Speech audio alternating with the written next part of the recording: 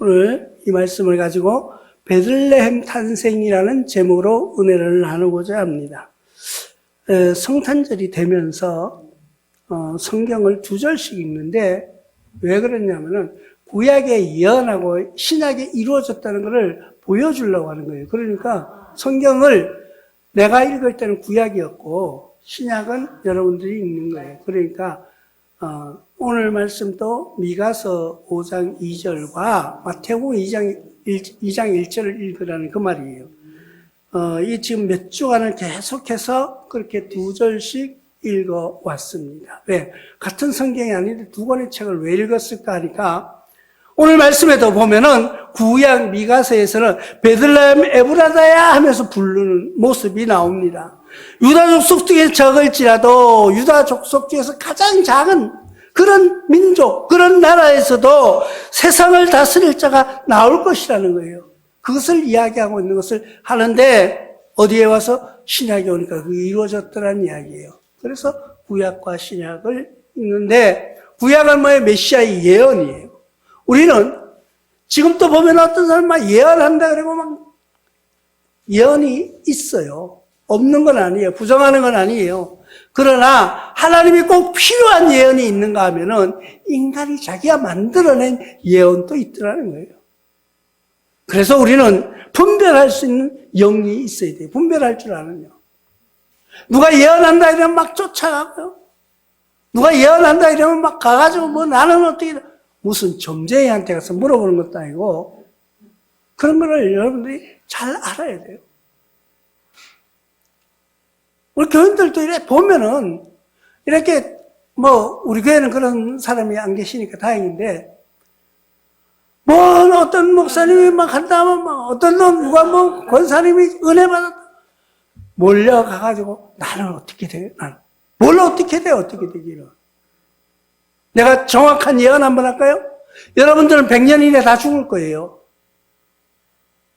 여기 지금 우리가 여기 100년 후에, 아니 50년 후에 만나자 그러면 만날 사람이 몇 사람이에요? 없어요. 50년 살겠어요? 50년 후에 다 죽을 거예요. 그건 정확한 예언이에요. 근데 그 날짜는 언제인지 몰라요. 50년까지 가다 보면은 없을 거예요. 예언은요, 맡겨주신 거예요. 맡겨주신 것이 뭐예요? 그 예언은 성경이에요. 근데 성경 속에 보니까 메시아라는 분들이 있더라고요. 메시아라는 선지자라는 분이 나오더라고요. 근데 그분들이 이야기해 놓은 것이 그걸 우리는 예언이라고 하는 거예요. 오늘 미가 선지자가 예언한 거예요. 베들레헴 에브라다야. 베들레헴이라는 에브라다. 오늘 말씀에서 읽을 때 에브라는 곧 베들레헴이라고 그랬죠. 거기에 밧단에 쏠 때 라헬을 따르는 도중에 가나안 땅에서 죽었는데 장사 지낸 곳 거기가 베들레헴이에요. 그런데 오늘 학개서 2장 7절에서는 이렇게 말씀하고 있습니다. 또한 모든 나라를 진동시킬 것이며 모든 나라의 보배가 이르리니 내가 이 성전의 영광을 충만하게 하리라 만군의 여호와의 말이니라. 이런 것이 예언이에요. 하나님께서 모든 것을 충만하게 해주신다고 하셨고 하나님께서 우리에게 미리 지금 당장 아니에요. 이 구약에서 예언해 놓은 이야기가 몇 년 있다 이루어진 게 아니에요. 예수님이 오시는 기간은 많은 기간이 걸쳐져 가지고 있다가 그 후에 이루어진 것을 우리는 볼 수가 있는 것입니다. 그런데 내일 모레 무슨 뭔 일이 일어난다고 뭐 일기예보도 아니고 그런 예언은 예언이 아니라는 거예요. 그런 예언. 스가랴서 6장 12절에 말하여 이르기를 만군의 여호와께서 이같이 말씀하실 때 보라 싹이라 하는 이름하는 사람이 자기 곳에서 돋아나 여호와의 전을 건축하리라. 싹이라는 건 생명이라는 거죠. 여호와를 비유해서 말씀하시는 거예요. 싹이 나서 여호와의 전을 건축한다는 거예요. 하나님의 전을 하나님의 집을 지어간다는 거예요. 지금까지 예수님 시대가 2000년이 지났는데 예수님이 지어놓은 성전이 지금까지 보존되고 있다는 거예요. 그것도 점점 더 창대하게 커져가고 있다는 거예요. 우리는 지금 교회의 교인의 숫자가 줄어들고 교회가 부흥이 잘 안 되니까 교회가 줄어드는 줄 알죠. 절대 그렇지 않습니다. 교회는 자꾸 성장하고 있는 거예요. 어떤 식으로요? 쪼개고 가르고 흩어지면서도 교회는 세워져 가가지고 점점 흩어져서 세워지는 거예요. 저 공산주의 중국 땅에도 교회가 얼마나 많은지 아세요? 거기에 교인들이 우리나라 인구보다 더 많아요.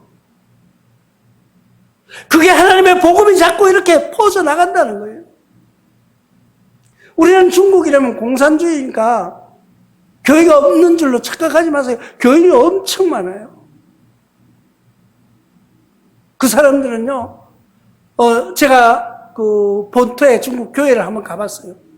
가보니까 건물 이렇게 지어놨는데, 들어가니까 교회가 좀 이상하기는 해. 하여튼 이 한옥처럼 지어가지고 이런데 기둥에다가 빨간 글씨로 막 성구를 적어가지고 쭉 걸어놓고, 무슨 약간 기분에, 벽에다 막 붙여 빨간 글씨로 막 적어 놓으니까, 물론 그 성경 말씀인데, 한자로 적어 놓으니까, 이게 이 분위기가 무슨 무당집 같기도 하고, 그런 분위기가 있더라고요. 그래도 거기에 사람들이 예배하러 오는 사람들. 거기에 하나님의 말씀이 선포되고 있더라고요. 그리고 우리나라 선교사님들이 가가지고요, 그 많은 사람들을 만나고 그 사람들을 가르치고 그 사람을 통하여서 하나님의 복음이 전해지는 것을 우리가 볼 수가 있었어요. 그런데 그 사람들 신앙은요, 굉장해요. 우리는 하도 이제 좋은 말씀을 듣다가 보니까 이 음식 먹는 거하고 똑같아요. 입에 맞지 않으면은 맛이 없다고 버리는 것처럼 이 기도 자꾸 듣다가 보니까 하나님 말씀 듣다가 보니까 이건 아니에요. 이건 재미가 없어. 이건 은혜가 안 돼. 자기가 판단하는 거예요. 자기가 판단.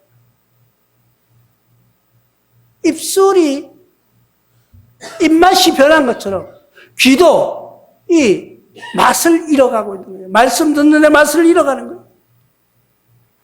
우리가 중국에 가가지고 예배를 한번 드렸어요. 예배를 드리는데 난 교회가 그렇게 큰 교회 처음 봤어요. 교회 천정으로 비행기가 날아다녀요. 산 꼭대기로 올라갔는데 교회를 지어놓고 하지 못하니까 산 꼭대기에 올라가가지고 천막을 딱 쳐고 이 강대상을 뒤에다 천막을 이렇게 쳐놨어요. 그리고 이 앞에서 설교를 하는데 바람이 부니까 강대상이 무너져요. 이 천막이니까 강대상이 무너져 버립니다. 그런데도 붙들어 세우고 설교를 하는데 이중창을 하는 거예요. 그 중국 사람 막 듣고 아멘 하는데 우리는 뭔 말인지 모르니까 가만히 있다 통역하면 아멘이라고 그러니까 이 한 박자 늦어 항상 아멘이 우리가. 그런데 나는 거기 가서 너무나도 놀란 게 뭔지 아세요? 그 설교 내용을 듣고 너무 놀랐어요. 우리나라에서 그렇게 설교하면요, 교인들이 이러면서 인상 쓰고 돌아앉아요.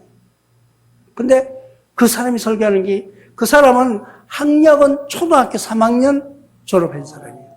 초등학교 3학년에 끝났어요. 그리고 자기 그 동네에서 자라가지고 그 동네에서 하여튼 노동, 막노동 이렇게 자비를 하면서 성장한 사람이에요. 그런데 우리나라 선교사님이 그 사람을 택해서 말씀을 전하는 전도자로 삼으신 거예요. 거기서 목사님이 가르쳤어요. 말씀을 가르쳤어요. 그리고 자기 고향에 가서 자기 동네, 곧 들어가는 입구가 자기 아버지 집이더라고요. 그래가지고 그 아버지 집을 통해서 산에 올라가서 예배를 드리는데, 예배 내용이 뭐냐, 설교 내용이 뭐냐, 하나님은 우리를 사랑하십니다. 딱 그거예요. 그리고 또 저기는 공산당원도 없습니다. 뭐도 없습니다. 다 없습니다. 하놓고 하나님을 믿는 사람만 있습니다. 그렇게 딱 하는 거예요. 그리고 우리가 저 공산당원들을 위해서 저 사람들은 우리를 핍박하고 있지만 저 사람들을 위해서 용서하고 기도해야 됩니다. 딱 그런 내용이에요. 그런데요, 그때 한 몇백 명 모였는데, 우리가 간 사람이 한 3, 40명 됐고, 이제 그쪽 이제 본토에 사람들이 다 올라와 있는 거예요. 아멘 하면서 막 울부짖는데요. 막 우는데, 통회가 나오고요. 우리나라에서 그렇게 설교하면요, 변한다는 거예요. 뭐 사랑하자 그러고, 뭐 정치하는 사람 용서하라 그러고, 뭐 이렇게 하고 딱 끝내고, 내용이 뭐 없어. 그냥 그거예요. 그런데 그 사람들에게 하나님의 성령이 임재하시니까 통회하는 거예요. 통곡을 하면서 우는 거예요. 야, 하나님은 살아계시구나. 하나님은 우리와 함께 하시는구나 하는 것을 정말 그 사람들을 통해서 하나님의 복음이 전파되는 것을 우리는 알았습니다. 그 메시아의 예언이라는 것은 바로 그런 거예요. 복음은 끝까지 전파될 거라는 것을 이야기하고 계신 거예요.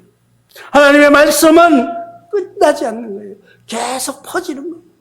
우리는 그래 중국이 공산화돼서 공산당원들만 사는 줄 알았지만 기독교인들이 그렇게 많다는 거예요. 숨어있는 그들이 기도하고 있기 때문에 언젠가는 공산주의는 무너질 것이고 그들 속에서 하나님의 영광을 드러낼 거라는 것을 우리는 압니다.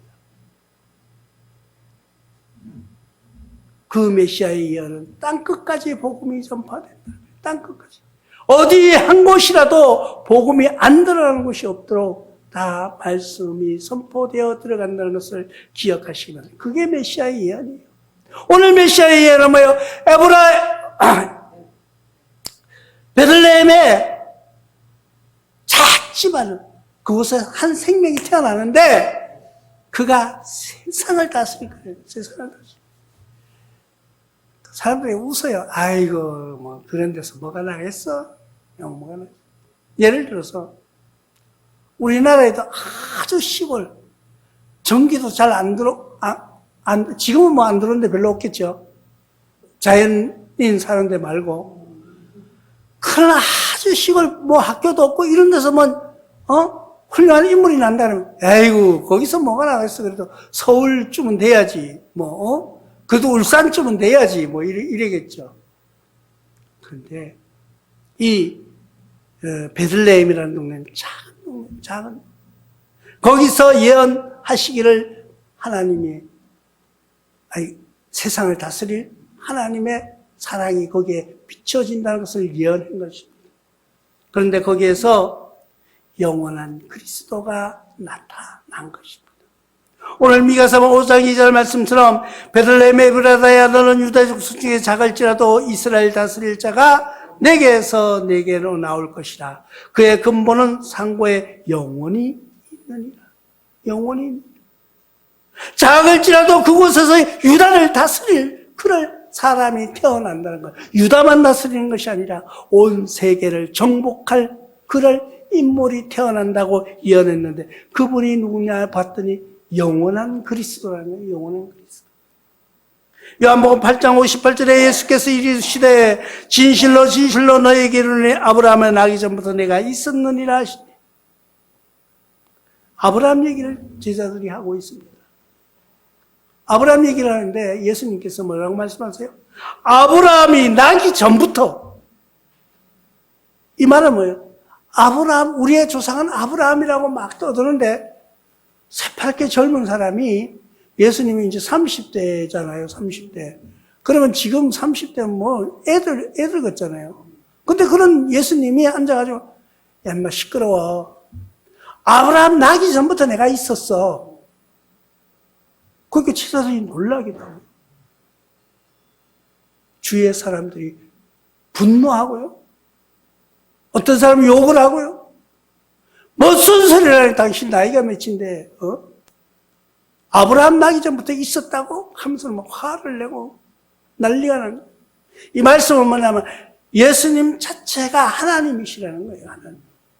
아브라함 나기 전부터 내가 있었다고 하는 것은 그가 누구예요? 하나님이시라는 거예요. 하나님. 그분은 우리에게 영원한 그리스도. 그분이 오신 거예요. 그분이 이 땅에 오신 거예요. 그분이 탄생하신 날을 우리는 성탄절이라고 해요. 성탄절. 우리는 보통 사람이 태어나면 생일이라고 그래요. 생일. 그런데 성스러운 분이 태어나셨다는 거예요. 성스러운 분. 계시록 22장 13절에도 나는 알파와 오메가여 처음과 마지막이요 시작과 마침이라고 말씀하고 있는 것을 여러분들이 기억하고 하시기 바랍니다. 처음부터 끝까지 나로 구성되어 있다. 예수님이 당신을 소개하실 때 나는 처음부터 끝까지, 처음과 마지막까지 다 내가 주관하시는 것을 이야기하시는 분이 바로 영원한 우리의 그리스도예요. 우리의 그리스도. 우리는 그러면 그런 분을 어떻게 찾아야 되는지. 여러분들은 지금 세상을 살아가면서 무엇을 찾아가면서 살아가고 계십니까? 우리가 찾을 목표는요, 영원한 나의 구세주가 되실 그분을 찾아야 돼요. 그리스도를 찾아가는 거예요. 우리는 그냥 성탄이 되면은 성탄절을 다른 데는 12월 초에 이제 하는 데도 있어요.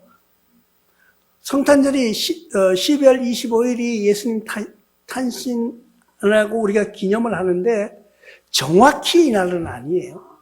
정확한 날은 몰라요. 그렇기 때문에 정했어요. 12월 25일. 우리가 사람이 태어나면 생일이 있어야 되잖아요. 그래서 정한 게 이걸 어떤 사람이 이 말이 맞다 그러고 어떤 사람은 저 말이 맞다 그러고 서로 막 싸우다가 어떻게 했을까요? 아니 그러지 말고 한 날 기준을 정하자. 그래가지고 정한 거예요. 그게 성탄절 12월 25일로 온 세계가 지키고 있다는 거예요. 그런데 우리는 그분을 찾아야 돼요. 나는 누구를 찾아야 살아갈까? 세상을 살면서 내가 뭘 필요한데 내가 어떻게 해야지 이 필요를 채울 수 있을까? 할 때는 그것을 가지고 있는 사람을 찾아야 되겠죠. 나의 영혼의 목마름, 나의 갈급함을 채워줄 분이 누군가? 그분을 찾아가는 여러분들 되시길 바랍니다. 그분은 그리스도예요. 그분은 우리 구세주예요. 그분이 이 땅에 오신 예수 그리스도인데 우리는 그분을 찾아가는 것입니다. 마가복음 1장 37절에 만나서 이르되 모든 사람이 주를 찾나이다. 제자들이 예수님을 찾아서 만났을 때 예수님 나만 찾는 게 아니에요. 나만 찾는 게 아니에요. 모든 사람이 주를 찾고 있다는 거예요. 근데 우리가 주를 만나려니까 어떻게 만나야 되냐는 거죠. 만나야 돼요. 최선을 다해야 됩니다. 최선을. 주님을 만나려고 하는 그 나의 목적은 다 다를 수가 있어요. 이런 사람은 이런 목적, 또 이런 사람은 이런 목적이 있어요. 어떤 사람은 아픈 사람은요, 내 병 고치는 게 목적이에요. 그래서 예수님을 만나려고 할 수도 있어요. 사업을 하는 사람은 내 사업이 잘 되게 하기 위해서 예수님을 만나려고 하는 사람도 있어요. 공부하는 사람은요, 나에게 지혜를 달라고. 근데 우리는요, 그런 게 아니라 하나님의 나라에 들어가서 예수님을 만나기를 원하는 거예요. 그래서 찾는 거예요. 우리가 그러기 위해서는 최선을 다해야 되는데 최선을 다하는 사람이 한 사람이 성경에 나옵니다. 그가 누군가 찾아봤더니 누가복음 19장 3절을 통하여서 그가 예수께서 어떤 사람인가 하여 보고자 하되 키가 작고 사람이 많아 할 수 없어. 누구 얘기예요? 여러분들이 잘 아는 삭개오 얘기예요. 삭개오는 키가 작아요. 사람이 예수님이 어떤 사람인가 보려고 갔는데 사람이 너무 많은 거예요. 근데 키라도 크면은 자기가 두리번두리번 살펴도 키도 작아. 그게 어떻게 해요? 옆에 있는 뽕나무에 올라갔다는 거예요. 나무에 올라갔다는 거예요. 나무 위로 올라간다는 것은 여러분이 한번 이걸 그냥 생각하면 안 돼요. 잘 생각해 보시기 바랍니다. 우리는 요즘 이래 보면은 지난번 어떤 그 행사에 한번 오라 그래가지고 가본 적이 있어요. 갔더니까 조금 있다니까 사람들이 버스를 타고 왔는데 막 엄청 많이 왔어요. 근데 우리하고는 상관도 없어. 노란 옷을 입고 막 나타나요. 누군가 봤더니 박서진이라는 가수를 찾아오는 노란 옷을 입고. 난 그냥 젊은 애들인 줄 알았어요. 근데 보니까 할머니도 있고, 아줌마도 있고, 애들도 있고, 막, 버스를 대절해가지고 올라온 거예요. 근데 그 사람들이 왜 빨리 왔을까? 앞자리에 앉으려고. 앞자리에 앉으려고. 세상에요. 세상 사람, 인기 있는 사람도 구경하려고 그렇게 옷을 입고 버스를 대절해서 자기 돈을 들여가지고 그것도 시간, 아직 한두 시간 남았어요. 박서지가 올라면. 근데 그 전부터 와가지고 미리 자리 잡으려고.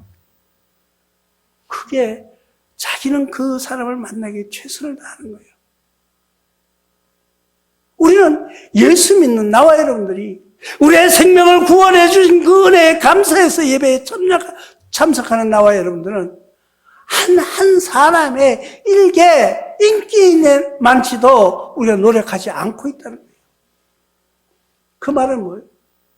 그냥 오늘 주일이니까 예배가 앉아가지고 또 무슨 소리 하는가 졸다 오면 되겠지. 아니에요. 예수님을 만나러, 하나님을 만나러, 성전에 내가 주님 앞에 기도하러 오는 자세는요, 인기인들 구경 가는 것보다 나아야 되지 않느냐는 거예요. 하나님 앞에 나올 때는 최대한 깨끗하게. 그렇다고 비싼 옷 입으라는 건 아니에요. 최대한 깨끗하게. 모든 행실을 바르게. 주님 앞에 나올 때는 그게 이 사람들이 봐요. 그 한 가수 보려고 버스를 타고 오면 우리는 어떻게 해야 되느냐. 그들은 누가 시키지 않아도요. 자기 자발적으로 나오는 사람 구경하러. 그런데 하나님을 만나러 나오는 이 삭개오라는 사람도 보십시오. 사람이 많으니까 어떻게 나무 위에 올라갔다는 거예요. 나무 위에 올라갔다. 떨어지면 어떡하려고. 나무가 부러지면 어떡하려고. 왜 뽕나무라 그랬을까요? 뽕나무가 약해요. 왜 약하냐면은 뽕나무는 가지에서 그 잎을 그러니까 자꾸 잘라준다고요. 잘라줘야지 새 가지가 올라와서 뽕잎이 나고 이러니까 그러니까 그렇게 높지도 않을 것 같아요. 뽕나무. 그래서 그 뽕나무에 올라가가지고 올라가는 그 심정. 거기에 올라가서 보려고 하는 그 마음, 갈급함이 있었다는 거예요. 갈급함.